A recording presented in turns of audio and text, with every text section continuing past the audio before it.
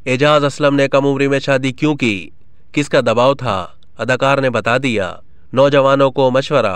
पाकिस्तान के मारूफ अदाकार एजाज असलम ने इंकशाफ किया है कि उनकी शादी वालिदैन ने कम उम्र में करवा दी थी।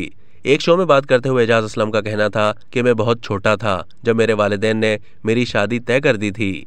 मेरी शादी बहुत जल्द हो गई। जब उन्होंने मुझे मॉडलिंग और अदाकारी करते हुए देखा तो उन्होंने मेरे बारे में फैसला कर लिया।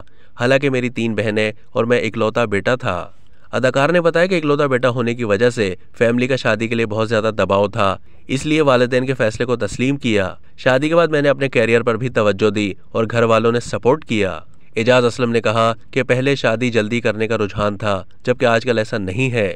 लड़कियां अपने कैरियर पर तवज्जो दे रही हैं और देर से शादी करती हैं, जबकि मेरा भी यही ख्याल है कि शादी जल्दी या कम उम्र में नहीं करनी चाहिए। उन्होंने कहा कि मैं ज़ाती तौर पर समझता हूँ कि ज़िंदगी के तजर्बात आपको बहुत कुछ सिखाते हैं।